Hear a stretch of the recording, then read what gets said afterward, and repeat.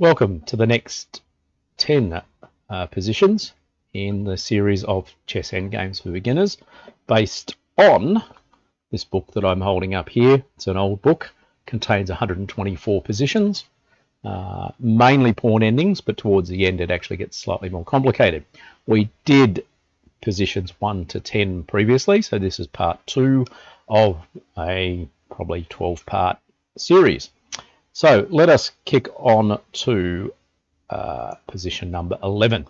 And we start with what is essentially a checkmate in 3. Now you'll look at this position, you'll go, oh, this looks pretty straightforward. White's actually got plenty of pawns here. And a move like king to e7 will win quickly enough. But the discipline of this position is you've got to checkmate in 3 moves at the most. Now, just as a bit of an introduction, why would you worry about finding a short win when any win will do? And there's a logic in basically finding what is the simplest win, the least complicated win, the one where you're most comfortable at playing the right moves to win, and that works for most players. But there is also a reward for getting positions like this right, because it does discipline you to find the exact way of winning or the absolute best move in a position.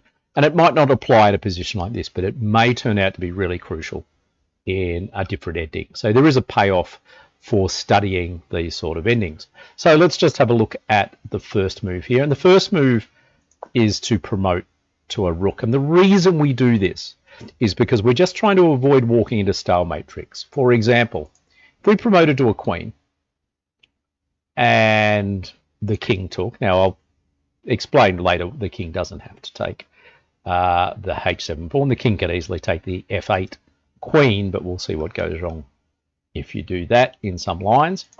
And you play king f6 here to checkmate on the next move. Unfortunately, black doesn't have a move in this position. Black has been stalemated. And you don't even get a win in this position. You don't even find the checkmate in 3 moves.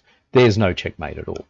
So we'll go for under promoting. Now, the obvious question is, can we take here? And the answer is you can take here. It's perfectly legal, but you get checkmated straight away with queen to f8, pawn to h8, checkmating the king on f8. And this basically is a checkmate in 2 moves, which is fine, by the way. When you see a position which says checkmate in 3 moves, it means at most 3 moves. If we go back to this position here and black decided to take the queen, again, it leads to the same checkmate. And that's why after this move, we don't take. Instead, if we take on h7, then king f6 does work. And obviously the difference between this position and the previous position when we promoted to a queen is it, of course, is not stalemate. The king has a move, only one, which is to h6, and then we play rook h8, checkmate. In endings, this concept, and I mentioned it before, of forcing the move onto your opponent and then they play a move that they don't like, is essentially called Zugzwang, and it is a very, very important concept when we are playing endings. The idea is with less moves, you can actually get your opponent to play moves they don't want to play. So that's the kind of fairly simple main line here. But black has a number of choices. Black could avoid taking the pawn and getting zugzwanged, but then we can simply promote with check. The king again only has 1 square, which is here, and then rook g8 is checkmate. That's a more forcing line, because instead of just doing nothing essentially and waiting for black to self-destruct, we are forcing black to move to g6 through the check. The other choice is to play here. And again, we've just got to be careful here.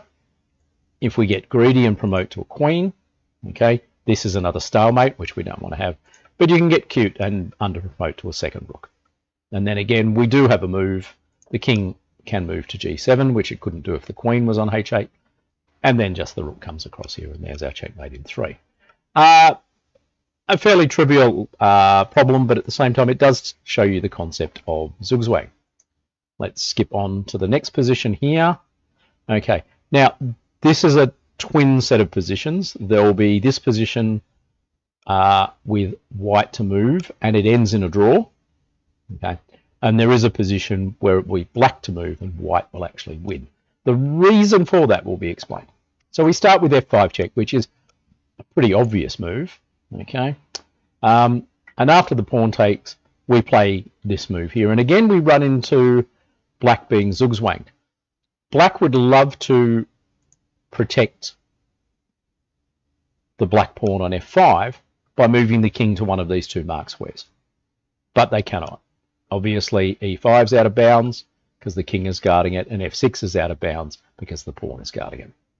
So the king has to surrender. But if the king moves to the correct square, which in this case is e7, okay, and then we take, and then the king takes the opposition, which we talked about earlier, it means that white can't make any real progress here, because after pawn up check, king in front, king here, and again the key idea is the king has to go straight back. Capablanca once described this as simply, the important move is to always keep your king blocking the pawn file as much as you can. So if the pawn is on the g file, you keep your king on the g file for as much as you can. So king here, and of course when we play king f8, check, king here, and stalemate. Okay, and we've seen that idea before, and this is the get out of jail free card in this position. But let's just try a different idea for for white. Sorry, instead of pawn up, we play the king across, trying to basically outwit black. The correct move is to keep the opposition. King here, king up, and we can play king here, which is a very sneaky concept called the distant opposition. The idea is that you want to make sure that every time white comes forward, the black king can come forward to block it out. And if you can see here, we're kind of doing this. Now, there's a couple of little excursions that we should look at. Instead of playing this, imagine we'd go in for the, hey, what could go wrong here? I'm just going to take here. King here blocks, okay, and then a couple of interesting things happen. If the king now goes back here, suddenly white moves the king up here. It's the same position, but it's black to move, and this will be looked at in the next section. Okay, so we looked at that one, yep, and we tricked you there. And the other idea was if the king comes here, king here, the problem here, of course, is the king can't move to this square because of the pawn guarding it. And when you play king here, again, we trick black by taking the opposition. So having kind of given you that description, let's get on to the next position. So it's the same position, but it's now black to move. And this turns into a win for white. So sometimes not being the player on the move is better than being the player on the move. So king goes here, and now we play f5, okay? And let's just stick with the obvious moves first. I'm going to take, king will take, king has to go charging back to try and block the queening square, but then we put our king in front of our pawn. And this is a key idea in these king and pawn endings. King almost certainly should always go ahead of the pawn, and you'll see why in a second. King goes to f8, king to h7, king up, and we're now just going to run the pawn up the board, and there's nothing black can do about it.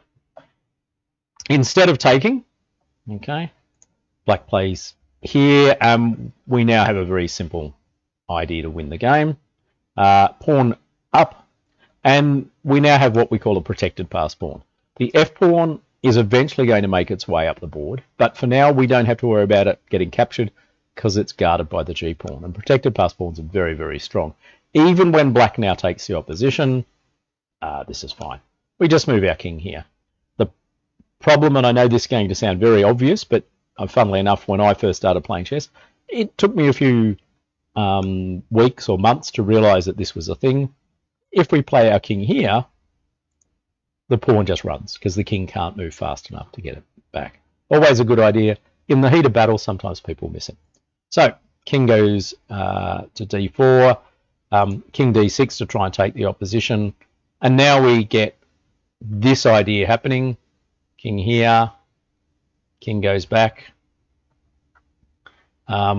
We have a couple of easy ways to win this position now. King here, and then we play king here.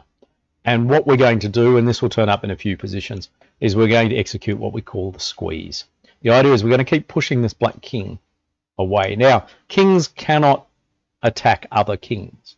And in junior chess, I see this a lot where kids are confused about this rule. But I'll show you exactly how it works here. King here, king here. And if the king moves to e8, this king will just run across and take the pawn on g6. So the king goes here and we play king here. And when the king goes here, we just put the king here. And we've squeezed the king. Because the point is all the squares between the king in this case are out of bounds for both kings. King goes in the corner and we just take king here. And now we're just going to win this ending. And we've seen this previously, but I'll just play it for completeness. King up, and there we go. And we're guarding our queening square. So those two positions, white draws if they move, white wins if black moves. So let's skip on to the next one. And again, it's a similar idea here. We've got the passed pawn already. It's protected by the pawn on c5. All we have to do is squeeze the black king out of the way.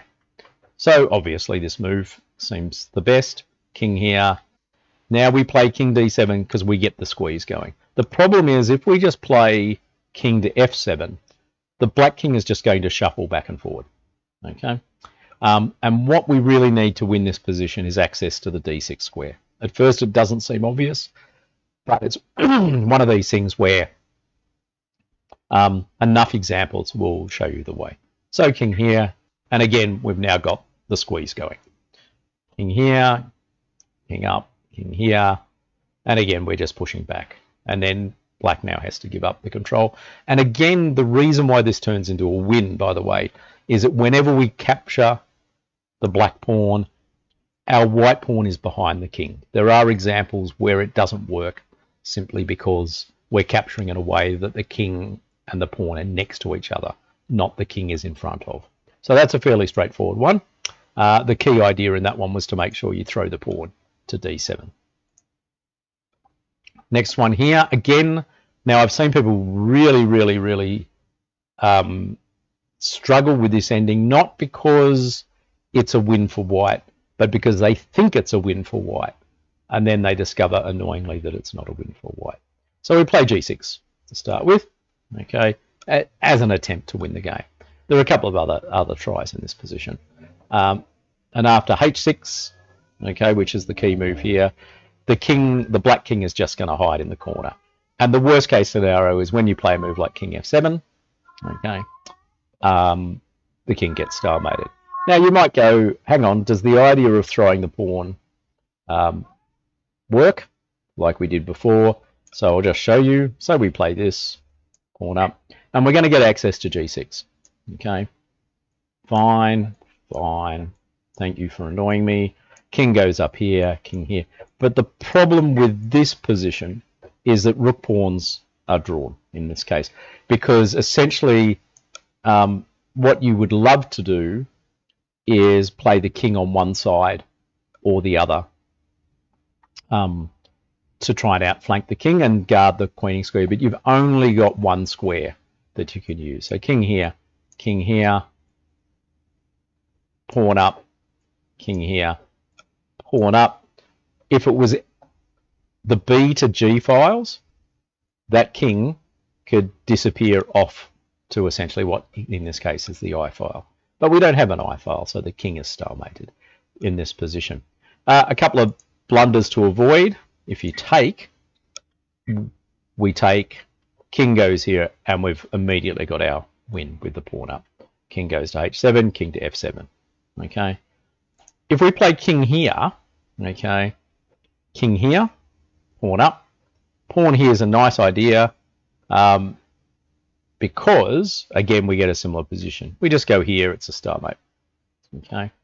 So the reason I highlight that is because I think in the book it only gave one answer, okay, which was h6, but in fact there were two perfectly good answers, which was both h6 and king to g8. Okay, next position. And again, it's another mate in 3. And by now, hopefully you're starting to realize that there are certain little tricks that you should avoid. In this position, for example, with it being white to move, the king only has the 8th rank to move back to, the black king that is. And if you promote to a straight moving piece, either a queen or a rook, you're actually stalemating. Okay, so that's the first thing. You could under promote to a knight and give it a bash. But in fact, the correct answer here is to under promote to a bishop so that you're not stalemating. And if the king goes here, then you can promote to a queen. In fact, you can promote to a rook as well because the checkmate is the same. And when the king goes forward, we just go checkmate like that because the queen's cutting off all the escape squares. If, on the other hand, you play king across to g8, you can play this move instead. And this is kind of an important checkmating pattern that does turn up a little bit in endings, where the king is guarding these 3 squares and the pawn is guarding this square. So if the king moves to f8, it's still not out of the mating net. In this case, king goes here and then we just under promote to a rook. If we could do it to a queen, but why not? And if the king goes to e8, again, we go the same way. And in this case, because we can keep trying to run, but when we promote to a queen, we're also cutting off this square there. So under promoting to a bishop was the magic move in that case. Position number 17. Again, similar to what we saw before with the G and H pawns versus the H pawn. And again, black can hold this position. Again, it's pretty similar play, so I'm not going to go too deeply into it. King in the corner, king here, and we just start shuffling. And then pawn up, g6. In this case, we can't play h6. We've got that problem. But when we play pawn takes pawn, we've got 2 issues here. If we play king takes, then we just end up with that draw we saw before with the rook pawn, being unable to make any progress. And in this case, if we take with the pawn, we have a situation where the king is not in front of the pawn, the king is next to the pawn. And once we play king h8, we get that same stalemate, basically. So that's a fairly straightforward one. There's not a great deal of thinking in that one. You just need to keep the king shuffling back and forth into the corner to hold that if you were black. Position 18. Okay. White to move and win, though. And notice the difference between these 2 positions. The black pawn is on h7. The black pawn is on h6 here, and this does make a difference. Okay, so we go king e5. Okay, and the problem is when we squeeze black in this position, because black has the back rank to move to, there's no stalemate tricks. So h5, hoping for pawn takes pawn, and after king takes pawn, it's a draw. No such luck. We just play here, king here, and we're going to go the sideways path. Okay, there are a couple of different ways of doing it. King h5 would be just as good, but we're just going to run it this way. And then king there. Now we could just go and take the pawn, king across, take on h5, and then win with 2 pawns against none. But let's just go for a slightly more efficient way. King here, king up, and we're just doing it in a similar way. To be honest, for this one, it's such a fairly straightforward position that you can be excused for just going, any move will win as long as I don't stalemate my opponent. Number 19, which is 9 down, 1 to go after this. White to move and draw. Now, you'd be a little bit surprised to see that black is holding this one. And this is probably a really important position to know, just so you know that if you're black, you can dig in and draw these positions. So king across, let's take the opposition. Now, if you play a6, pawn takes pawn, it's going to be a draw, you head for the corner. So we play b6 to try and make some progress. King goes here, king here. We go to king c8 to try and keep the king as far away as possible. King here, king b8, king here. And when we go in the corner here, There's some good moves and there's some not so good moves. Okay, so if it's white to move, stalemate. So we don't want to play the king over. So our last throw of the dice is play a6 here, because what we want to do is we want to trick black into taking this pawn. Double question mark. King goes here and suddenly black isn't stalemate. Black moves, but then we're going to make a queen by just pushing the pawn. So we don't want that to happen. Okay. So after a6, this is the other important move here. So we just play king here, and this is a draw. Because if pawn takes pawn, king takes. Okay. We can't defend the pawn. We move our king. Okay, king versus king, well-known draw. And so we try and play pawn up here. And after this move, black has no more moves. Doesn't matter what white does in this position. Every move that white plays leaves black stalemated. Okay, so that's, I think, a fairly important position to know if you're black and you get to an ending where you're down a pawn. You want to learn how to defend that one. And finally, for the last one of this section, again, we're looking for a mate in 3, and again, we're just trying not to stalemate black. So if we promote to a queen, okay, stalemate. Terribly sorry, there are no squares for the black king to go to. So we go with the rook again, okay, king to d6 here, and again, if we promote to a queen, okay, oh, stalemate again, and we obviously pay the price for not paying attention the first time. So we promote to another rook, and then the king goes back here, and then we just simply play a rook up here. So that position there is probably not a very theoretical position. It's not like you're going to get this position in a real game of chess. Hopefully your opponent has resigned by the time they've got this position. But if not, at least you know what's happening here. So thanks for tuning in to chapter 2 of this series of chess endings for beginners. My name is Sean Press. I'm a FIDE master located in Canberra, Australia. I'm probably going to do one of these a week. So if you've seen number 1, fantastic. I'll start putting links in the comments section on YouTube to if you need to go back and see some old positions or go forward as well. And I'll put a link to the Lichess study as well.